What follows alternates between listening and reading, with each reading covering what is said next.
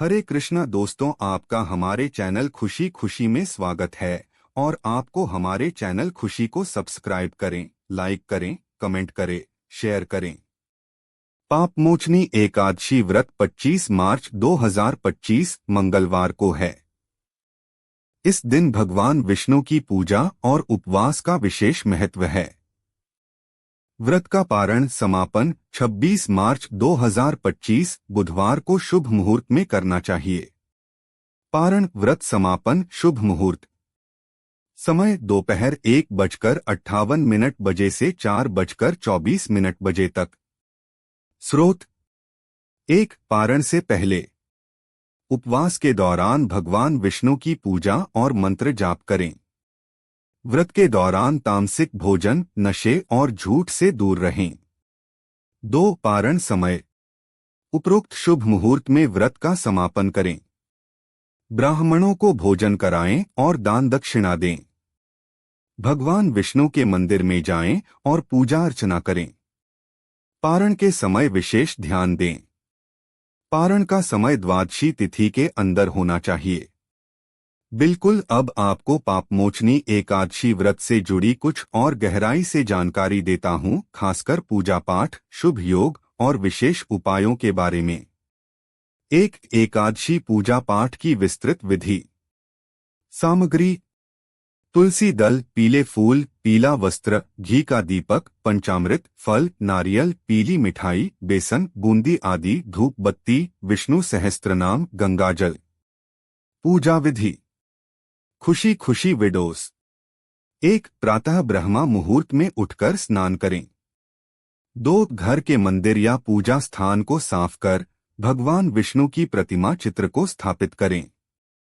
3 जल, फूल, चावल, धूप दीप, पंचामृत से पूजन करें। 4 विष्णु सहस्त्रनाम नमो भगवते वासुदेवाय मंत्र का 108 बार जाप करें। 5 तुलसी दल अवश्य अर्पित करें, विष्णु जी को बहुत प्रिय होता है। 6 व्रत कथा पढ़े या सुने। 7 आरती करें, जय जगदीश हरे। 2 विशेष शुभ योग 2025 में 25 मार्च को एकादशी तिथि मंगलवार को है। खुशी खुशी विडोस। मंगलवार को व्रत रखने से कर्ज से मुक्ति और शारीरिक बल बढ़ता है। इस दिन सर्वार्थ सिद्धि योग भी बन रहा है, जो अत्यंत शुभ है। 3 पारण विशेष उपाय 26 मार्च उदास स्माइली। पीपल के वृक्ष के नीचे दीपक जलाएं और विष्णु जी का ध्यान करें। किसी गरीब या ब्राह्मण को पीला वस्त्र और मीठा फल दान करें। गाय को गुड़ और रोटी खिलाना बहुत पुण्यदायी होता है। विष्णुवे नमः का जाप 108 बार कर। 4 यदि पूरा उपवास न कर पाएं तो क्या करें? यदि आप पूर्ण उपवास नहीं कर सकते तो सात्विक फलाहार जैसे फल, दूध, माखन, साबूदाना, सूखे मेवे आदि लें, परंतु नमक न डालें। यदि संभव हो इसे निर्जल या अन्नरहित उपवास कहते। अगर आप चाहें तो मैं आपको पापमोचनी एकादशी व्रत कथा का PDF या टेक्स्ट रूप में दे सकता हूं, या आरती भी भेज सकता हूं। बताइए क्या चाहिए। बिल्कुल, पापमोचनी एकादशी के बारे में कुछ और विशेष बातें जानिए। एकादशी का नाम क्यों पापमोचनी है? खुशी खुशी विडोस।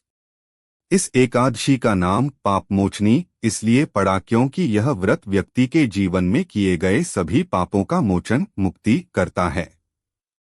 मान्यता है कि इस व्रत को करने से बड़े पाप भी नष्ट हो जाते हैं। 2 पौराणिक कथा संक्षेप में।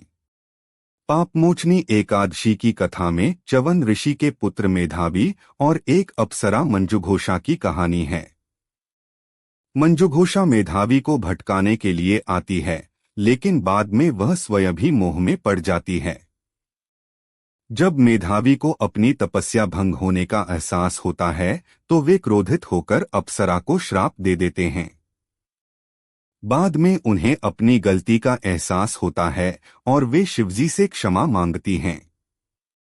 तब शिवजी उन्हें पापमोचनी एकादशी का व्रत करने का उपाय बताते हैं, जिससे दोनों को मुक्ति मिलती है। 3 इस दिन क्या करना चाहिए? खुशी खुशी विडोस, भजन कीर्तन करें, गीता का पाठ करें या सुनें, जरूरतमंदों को दान दें, विशेषकर अन्न, वस्त्र और दक्षिणा। ब्राह्मणों को भोजन कराना बहुत पुण्यदायी माना जाता है। 4 इस दिन क्या नहीं करना चाहिए? तामसिक भोजन जैसे मांस, प्याज, लहसुन से परहेज करें। क्रोध, झूठ, चुगली, आलस्य और नींद से दूरी बनाएं। व्रत के नियमों का उल्लंघन न करें। 5 पुण्य फल, जो व्यक्ति इस व्रत को विधिपूर्वक करता है उसे अनेकों तीर्थों में स्नान और यज्ञ करने के समान फल प्राप्त होता है। साथ ही उसके पितरों को भी मोक्ष की प्राप्ति होती है।